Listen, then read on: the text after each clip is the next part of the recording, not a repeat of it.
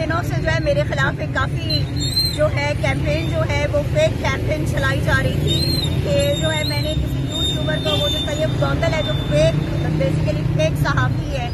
جو ہے کہ اس کو جو ہے میں نے جو ہے زد و کوب کرنے کی کوشش کی ہے یا اس کو مارا ہے اور میری ٹیم نے اس کو جو ہے کوئی وہ کرنے کی کوشش کی ہے. بالکل بے بنیاد الزام ہے, جھوٹ ہے. ٹھیک ہے, وہ شخص خود بدتمیزی کر رہا تھا اور انتہائی جو ہے بڑا بلیک میلر ہے وہ آدمی. ٹھیک ہے, اینڈ انشاءاللہ آج جو ہے الحمدللہ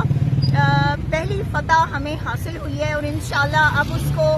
آخر تک اس کے انجام تک پہنچا کے میں دم لوں گی. بیکاز اس سے پہلے وہ جس طرح لوگوں کو بلیک میل کرتا رہا ہے اور جس طرح سے اس نے خواتین کو ہراساں کیا اور خواتین کو بلیک میل کیا ہے تو وہ یہ سوچتا تھا کہ شاید وہ جس طرح کی ایلیگیشنز ہم پہ لگا رہے تو ہم بھی خاموشی سے اس کو ساتھ صلح کر لیں گے. جس طرح سے اس نے باقی لوگوں کو اس میں انوالو کیا,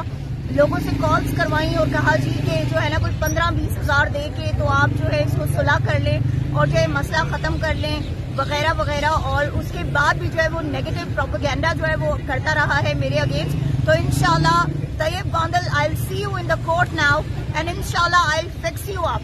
یہ تم یاد رکھو گے کہ دوبارہ تم کسی بھی پاکستانی